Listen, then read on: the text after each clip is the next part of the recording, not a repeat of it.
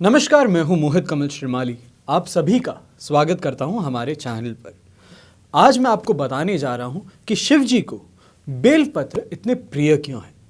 अब ध्यान रखिएगा, ये जो मैं आपको बताने जा रहा हूं ये एक कथा के रूप में, एक कहानी के रूप में है। और इसी के साथ में, इसी के अंत में मैं आपको बताऊंगा बेलपत्र के क्या फायदे हैं हमें। तो सबसे पहले बात करते हैं कथा की। तो शुरुआत कुछ इस तरीके से होती है कि नारद जी ने एक बार भोलेनाथ की स्तुति कर पूछा कि प्रभु, आपको प्रसन्न करने के लिए सबसे उत्तम और सुलभ साधन क्या है। हे त्रिलोकीनाथ, आप तो निर्विकार और निष्काम हैं, आप सहज ही प्रसन्न हो जाते हैं।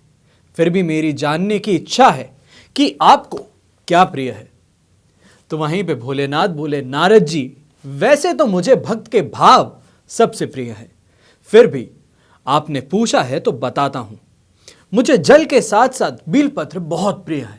जो अखंड बिलपत्र मुझे श्रद्धा से अर्पित करते हैं, मैं उन्हें अपने लोक में स्थान देता हूं।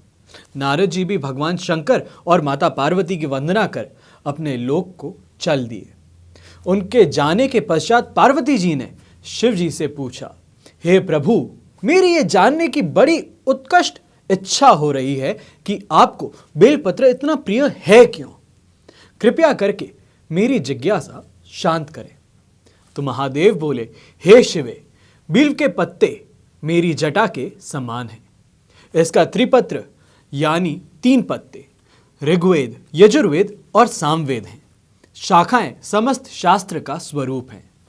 बिल्व वृक्ष को आप पृथ्वी का कल्प वृक्ष समझें तो ब्रह्मा विष्णु शिव स्वरूप हैं। स्वयं महालक्ष्मी ने शैल पर्वत पर बिल्व वृक्ष रूप में जन्म लिया था। ये सुनकर पार्वती की जिज्ञासा और ज्यादा गहरा गई। उन्होंने पूछा, देवी लक्ष्मी ने आखिर बिल्व वृक्ष का रूप क्यों लिया?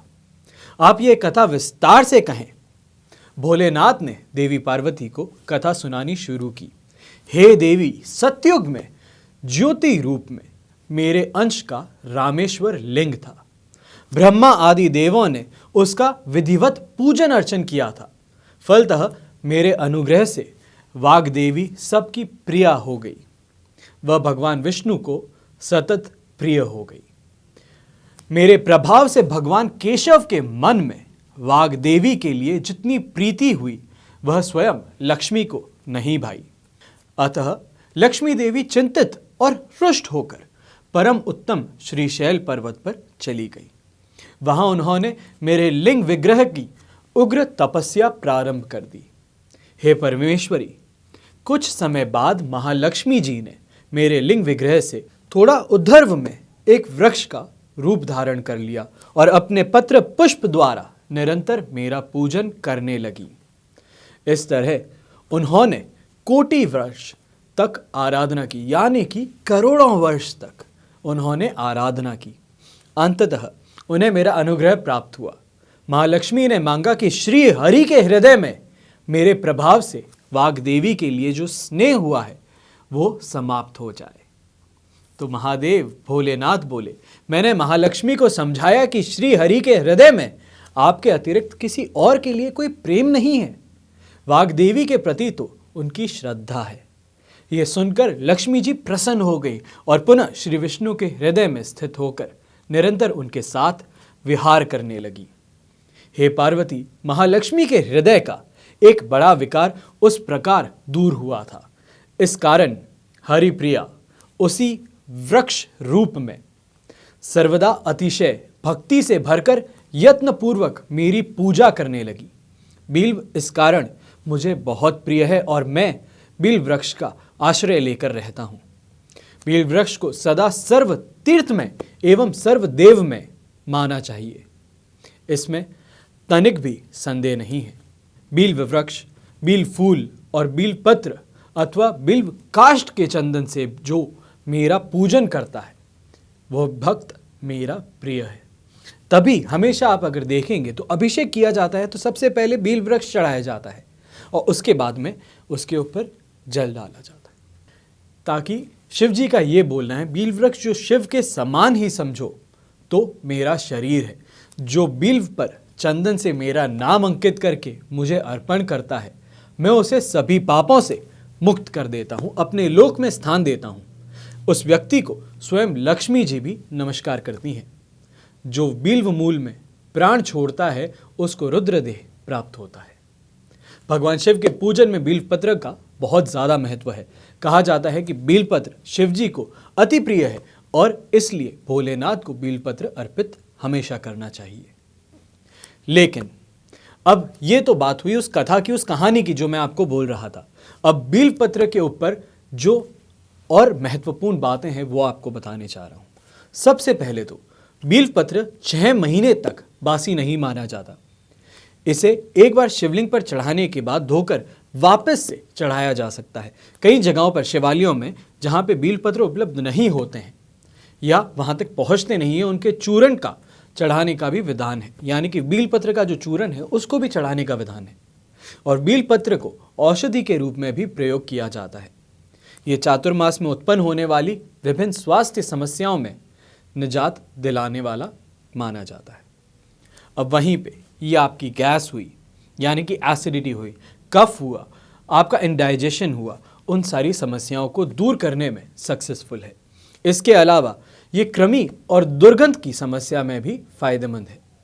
हर रोज़ अगर 7 बिल्वपत्र खाकर पानी पिया जाए तो स्वप्न दोष की बीमारी से भी आपको छुटकारा मिल सकता है और इसी प्रकार ये एक औषधि के रूप में भी काम आती है। अगर वहीं पे अब ये बात बहुत ज़्यादा इंपॉर्टेंट है, जो डायबिटीज़ वाले लोग हैं, अगर आप इस प्रोग्राम को देख रहे हैं तो आपके लिए बिल्वपत्र मानिए कि रामबाण इलाज है। जिनको डायबिटीज़ है उनको 5 बिल्वपत्र 5 काली मिर्च के साथ हर रोज़ सुबह के समय एक साथ में मिला करके खाना चाहिए। हो सके तो मिक्सी में ब्लेंड कर लीजिए, घोट लीजिए, उसके बाद में ले लीजिए। तो इससे आपको बहुत ही ज़्यादा फ़ायदा रहेगा और उसके साथ में ही जो डायबिटीज़ है वो भी लो आने के चांसेस बढ़ जाएंगे। अब बिल्वपत्र के प्रतिदिन सेवन से गर्मी बढ़ने की समस्या भी समाप्त हो जाती है। और अक्सर देखेंगे देवभूमि उत्तराखंड में तो बेल का जूस भी मिलता है। वो पीने से भी बहुत ज़्यादा जब गर्मी होती है तो उसमें ठंडक प्राप्त होती है। शिवलिंग पर हर रोज़ बिल्वपत्र चढ़ाने से आपकी सारी समस्याएं भी दूर हो सकती है और कोई भी भक्त हो उनको कभी भी पैसों की कभी समस्या नहीं देखने को मिलती। अगर यहीं पे बिल्वपत्र को हम तिजोरी में भी रखें तो उससे बरकत बढ़ती रहती है। ये कुछ विशेष तथ्य थे बिल्वपत्र को लेकर के जो मैं आपको बताना चाहता था। अब इसी के साथ में आपको और एक चीज़ बताता हूँ।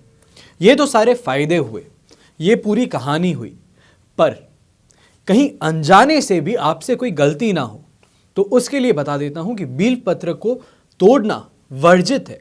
अब किन दिनों पे तोड़ना वर्जित है वो आपको बताने जा रहा हूँ।